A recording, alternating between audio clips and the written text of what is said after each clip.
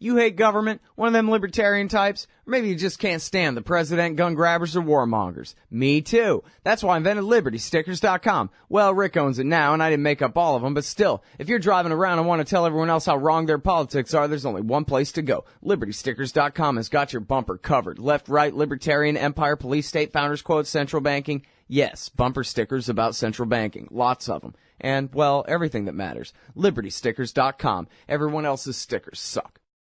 All right, you guys, welcome back to the show. I'm Scott Horton. It's my show, The Scott Horton Show. And our first guest today is Jordan Smith, great reporter, formerly with the Austin Chronicle, who I've read for years and years on the yogurt shop case, as well as this Rodney Reed story. And she's now at the Intercept with Greenwald and them. Chronic Jordan. Chronic _ Jordan is her handle on Twitter if you want to follow her there. Welcome to the show. How are you doing, Jordan? I'm doing great. Thanks for having me. I'm very happy to have you on the show here. And, I meant to interview you actually about this story years ago, and I guess I'm just lazy and never got around to it. But now we're actually, less than 3 weeks away from the execution of Rodney Reed. And I saw where, I guess KXAN put out a little thing last night saying that the family has now petitioned to get a new trial, and so I guess that's at the state level. Are there various appeals? And I'm sorry, we'll get to the story in just a second, this innocent man on death row, but I'm curious about the different states of appeal in the federal courts, the Supreme Court, et cetera, too. Sure. So there's nothing pending in federal court right now. There's a couple things happening at the state level. First of all, there's a clemency petition that's been filed with the Board of Pardons and Paroles. But in Texas, we know kind of how that goes. Not very well usually, but you try anyway. So that's pending. And then there are a couple of appeals that are kind of wending their way through the system. One has to do with DNA testing. Lawyers had sought to have a bunch of additional DNA testing during a hearing back in November, and that was denied at the trial court level. So that denial is being appealed. Meanwhile, there's this brand new appeal that was filed just this last week on Thursday. That's filed right with the Court of Criminal Appeals, which is Texas's highest criminal court, and they are looking at some new scientific evidence that experts say make the state's theory of the crime medically and scientifically impossible. Right.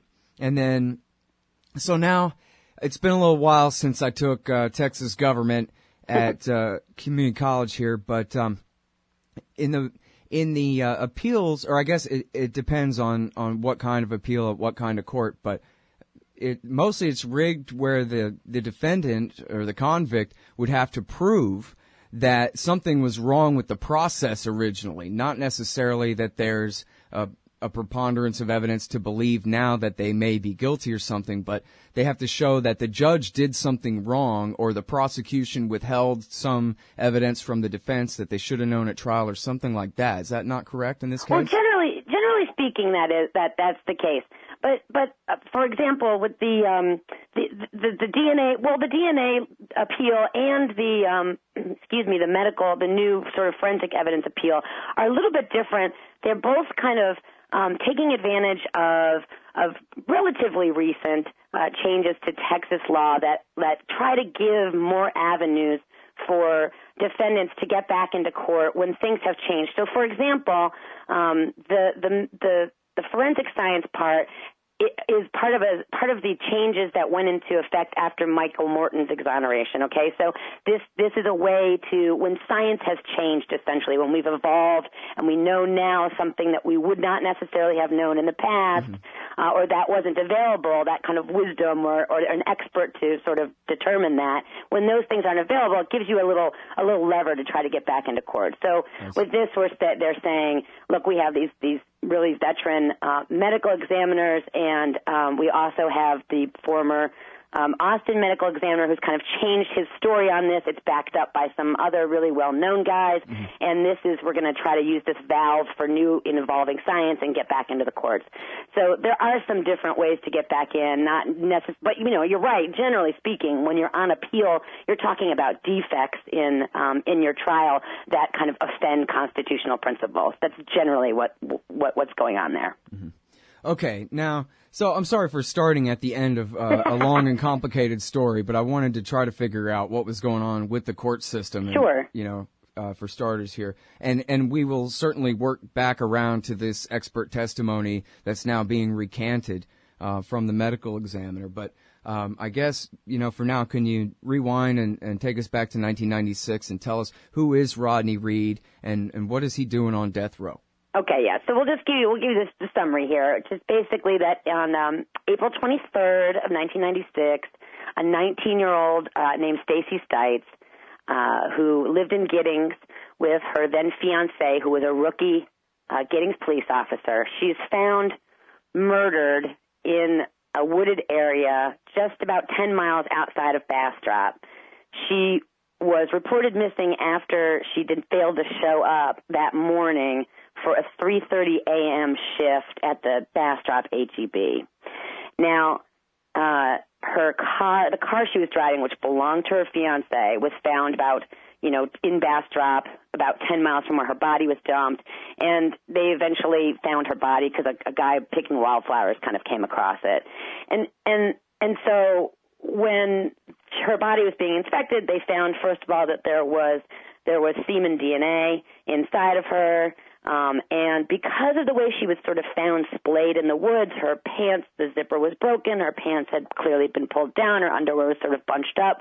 She didn't have a shirt on, but she did have a bra on. I think there was obviously sort of a quick assumption that this was maybe a sexual assault turned violent into murder. And the case basically revolves entirely on what her fiance, this man named Jimmy Fennell, who, like I say, was a Giddings police officer, what he said about what happened that morning. And specifically, he said that the day before her murder, that, they were together alone in the apartment and everything was just hunky-dory and they were getting ready, planning their wedding. And then she goes to bed that night. He goes to bed sometime after she goes to bed, and then she leaves at like 3 in the morning to go to her shift.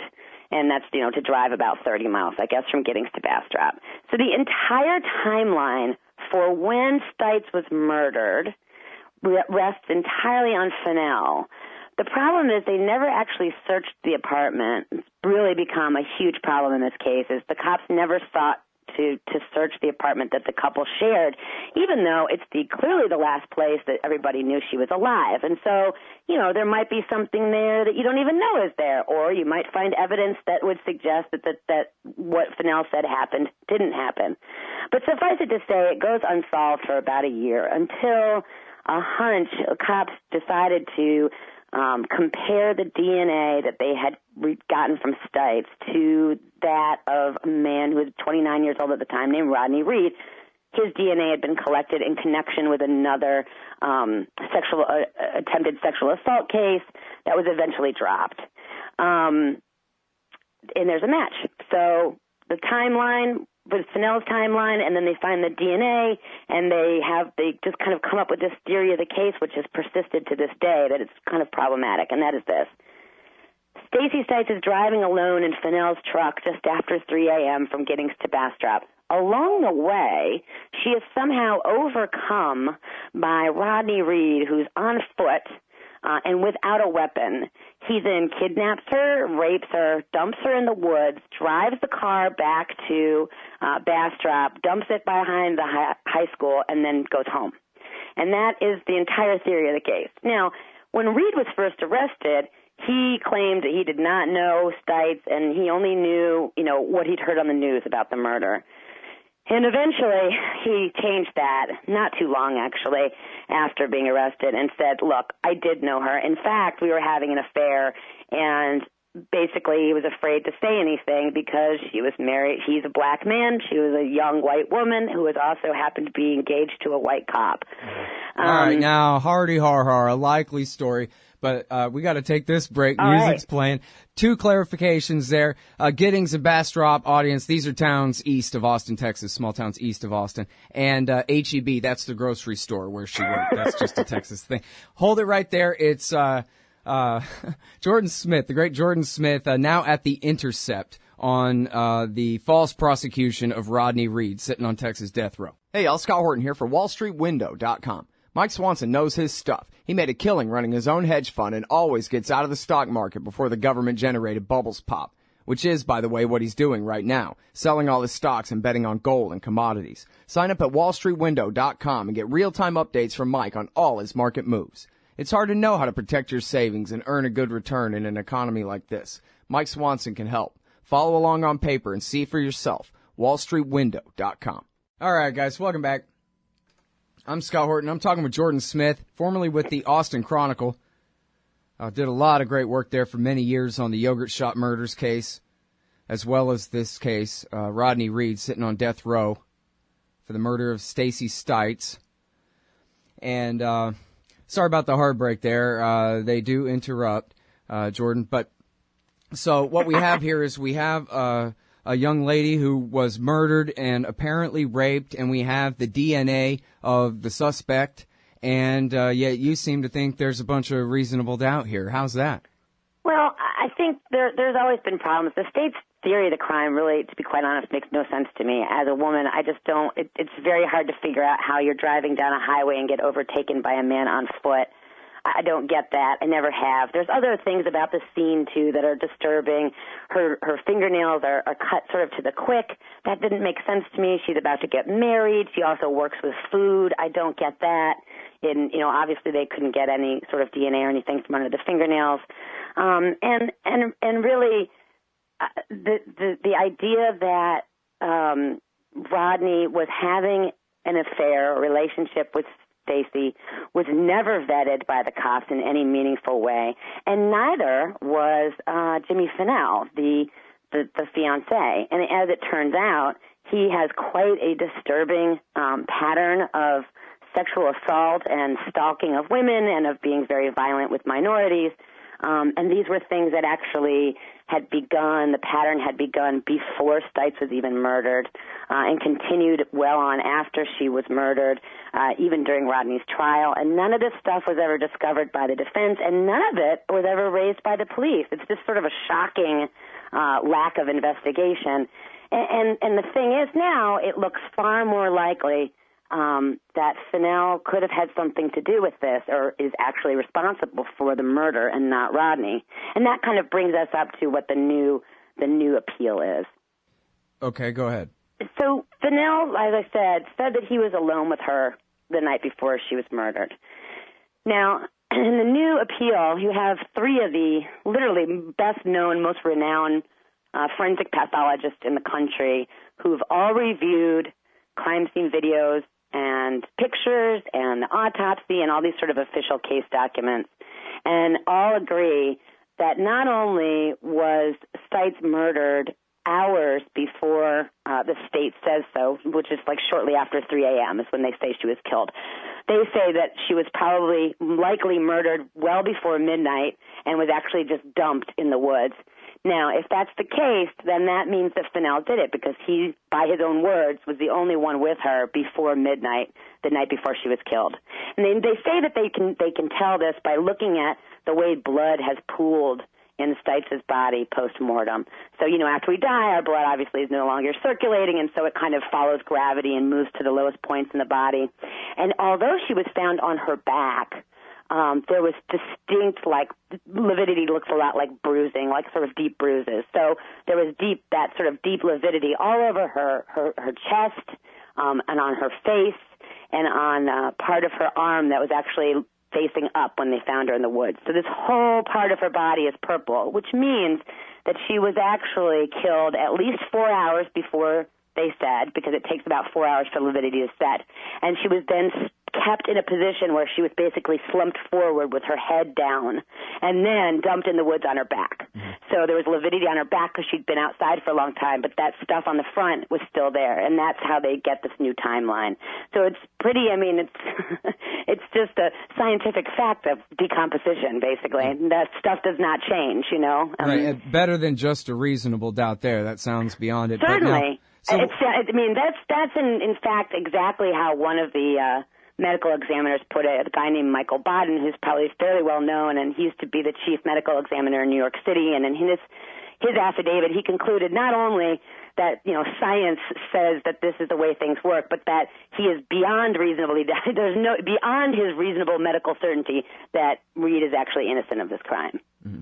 And now, tell us about the recanted testimony of the medical examiner. Was it, whoever it was, the guy that testified at the trial about the age of the sperm that they had found? Exactly. So because Stites was found with Reed's DNA, then they found 3 intact sperm, heads and tails.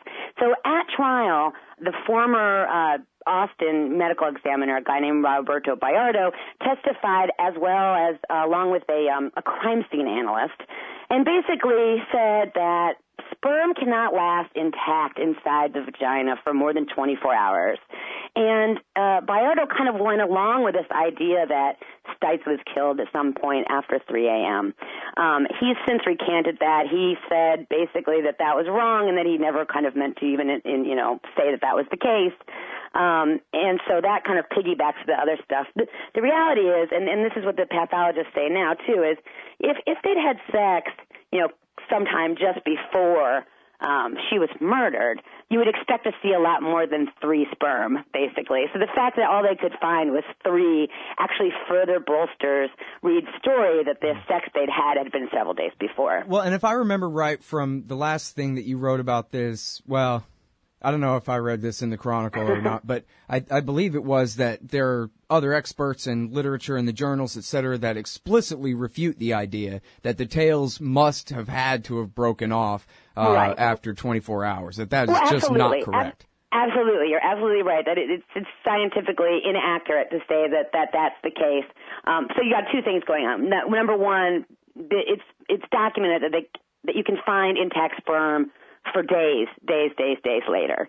But also you've got the whole idea that all they found was 3, and they made a big deal out of that. But now when you look at it and you think, well, that doesn't make any sense. How could you have just had sex with somebody and only have 3 sperm? That just doesn't make a whole lot of sense.